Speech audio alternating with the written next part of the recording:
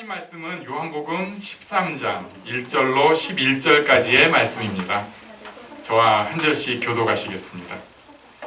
6월절 전에 예수께서 자기가 세상을 떠나 아버지께로 돌아가실 때가 이른 줄 아시고 세상에 있는 자기 사람들을 사랑하시되 끝까지 사랑하시니라.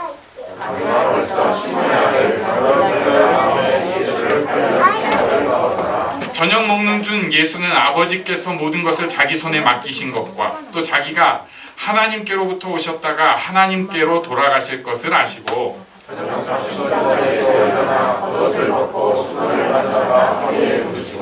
이에 대하여 물을 떠서 제자들의 발을 씻으시고 그 두르신 수건으로 닦기를 시작하여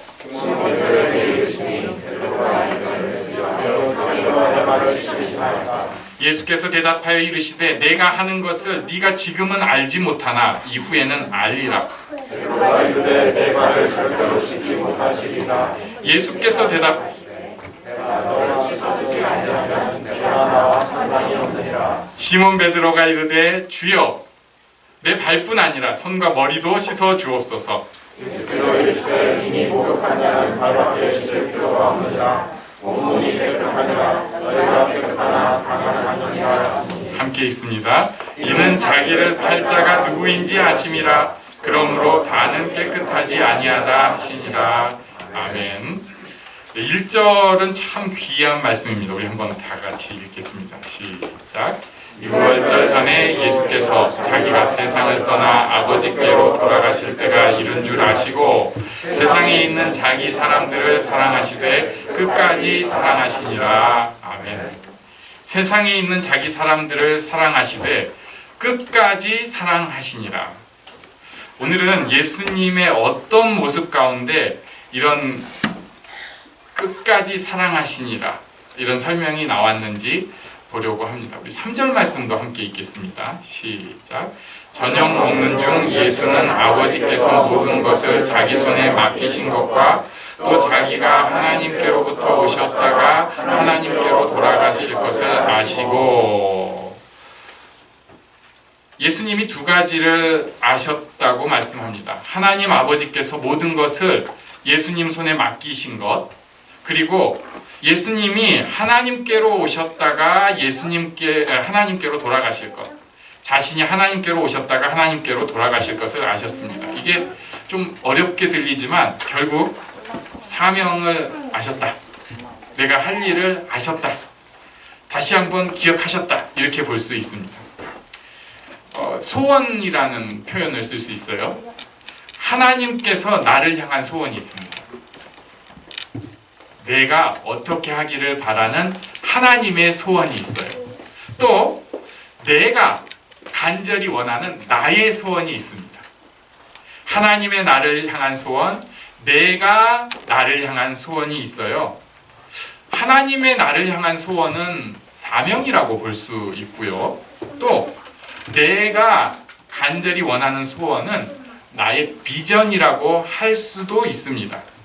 지금 예수님께는 이 하나님의 소원과 나의 소원이 하나가 되었습니다. 그냥 아신 것이 아니라 하나님의 뜻, 하나님의 소원을 자기의 소원으로 긍정적으로, 능동적으로 온전히 받아들인 것을 보여줍니다. 이렇게 하나님의 소원을 내가 받아들였을 때, 그럴 때 진정한 감사를 드릴 수 있습니다. 예수님은 평소에 즐겨 감사하셨고 감사를 강조하기도 하셨습니다. 그런데 우리 내면이 제대로 진짜 감사하는 것은 이 하나님의 뜻을 받아들였을 때 가능합니다. 우리가 진짜 감사하는 것은 하나님의 소원을 받아들였을 때 가능합니다. 우리가 당연하게 여기는 사건들이 있어요. 당연하게 여기는 일들이 있습니다. 손가락 끝이 다치면은 피가 납니다. 발가락 끝이 다쳐도 피가 나요. 근데 몸이 아프면은 피가 당연하지 않게 잘 안 돌기 시작합니다. 발에 피가 잘 안 갑니다. 이렇게 피가 안 돌기 시작하면 내 몸인데 썩어요. 굉장히 무섭습니다. 더 무서운 것은 그러면 의사 선생님이 이거 잘라내야 된다고 얘기하는 거예요. 좀 내 몸인데 피가 좀 안 돈다고 약간 시커멓다고 잘라야 한대요. 안 그러면 아주 위험해진다고 합니다. 제가 아주 가깝게 지내던 분이 이번 주에 그런 일을 당했습니다. 제가 추수감사절을 생각하고 감사에 대해서 생각하다가 계속 마음이 쓰여가지고 기도는 계속 하고 있었는데 연락을 했더니 이런 답이 왔어요. 속상하지 않다면 거짓이겠지요. 4달이 넘은 시간 속에서 기다리게 하셨고 설레게도 하셨고 아프게도 하셨어요. 이제는 다독여 주시네요. 그리고 나서 모든 상황 속에서 주님께 감사를 선포하며 할렐루야 이렇게 눈웃음으로 답이 왔어요. 속상하지만 받아들이고 감사한 것입니다. 여기 나는 이해를 못하지만 하나님의 뜻이 있다, 하나님의 소원이 있다고 받아들이니까 감사를 선포하는 거예요. 아직은 속상한 것이 크니까 그저 고맙습니다. 이렇게는 당연히 말을 못하지만 그래도 감사를 선포하는 것입니다. 네, 이게 감사예요. 예수님께서 하나님의 뜻을 아셨습니다. 하나님의 소원을 아셨어요. 근데 그 하나님의 소원이 뭐냐면 이제는 십자가 죽음을 맞이해야 된다는 거예요. 제자들이랑 지지고 볶고 가르치고 또 떼쓰고 그래도 기적이 일어나고 감동하고 치유가 있고 이런 것을 다 멈추고 이제는 십자가 죽음을 맞이해야 할 때입니다. 예수님도 할 수 있으면 벗어나고 싶다는 말씀을 벌써 하셨어요. 겟세마네 동산에서만 하신 것이 아니라 그 전에 벌써 할 수 있으면 벗어나고 싶다고 지난주에 말씀하셨습니다. 그럼에도 하나님의 소원을 나의 소원으로 예수님이 받아들이셨어요. 그냥 꿋꿋이 버텨내는 것만 해도 사실 귀한데 그게 아니라 하나님의 소원을 내 소원으로 받아들이니까 감사하기 시작한 거예요. 이러니까 하시는 일, 진짜 감사하니까 할 수 있는 일이 1절입니다. 다시 한번 읽어보겠습니다. 1절 시작. 유월절 전에 예수께서 자기가 세상을 떠나 아버지께로 돌아가실 때가 이른 줄 아시고 세상에 있는 자기 사람들을 사랑하시되 끝까지 사랑하시니라. 아멘. 끝까지 사랑하시니라. 하나님의 소원과 내 소원이 일치될 때 일어날 수 있는 일, 그럴 때 고백할 수 있는 일입니다. 내가 이 아이의 부모다. 하나님께서 내게 주셨다는 것을 정말로 받아들일 때 이 아이를 끝까지 사랑할 수 있습니다. 얘가 어디 가서 잘못했다고 너 내 자식 아니야. 이런 것은 감정적으로 미숙해서 튀어나오는 것이지 실제로는 받아들이면은 끝까지 사랑을 합니다. 마찬가지로 하나님께서 내게 주신 사람들 받아들이고 감사하면 끝까지 사랑할 수 있습니다. 어렵다. 우리 옆에 계신 분에게 사랑합니다 한번 해보겠습니다.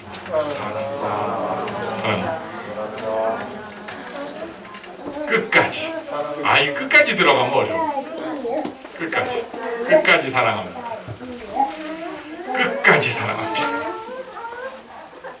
예수님이 그 모범을 보여주셨어요. 진짜 감사한 마음이 있는 사람은 끝까지 사랑할 수 있습니다. 두 번째, 4절과 5절 말씀해 보니까 저녁 잡수시던 자리에서 일어나 겉옷을 벗고 수건을 가져다가 허리에 두르시고 이에 대하여 물을 떠서 제자들의 발을 씻으시고 그 두르신 수건으로 닦기를 시작하셨다고 합니다.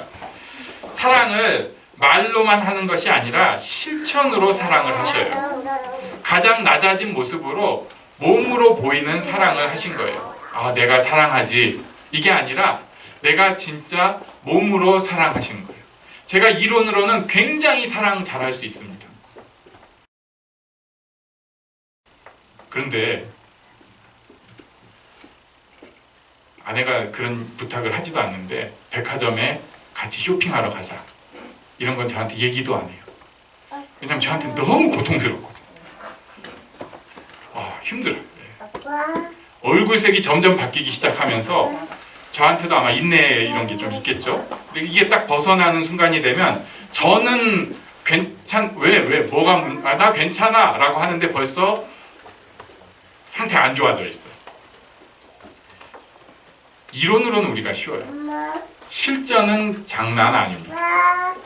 나한테 정말 힘든 일이 팍 찌르는 순간들이 있어요. 그러면은 어렵죠. 실전에서는. 예수님은 지금 그 사랑, 끝까지 사랑하신다는 것을 실전으로 보여주시는데 가장 낮아진 모습으로 발을 씻기면서 굳이 안 해도 되는 일까지 보여주시면서 너희도 이같이 사랑하라는 것을 몸으로 보여주시는 거예요. 이게 또 잘 받아주는 사람한테는 씻어줄만 합니다.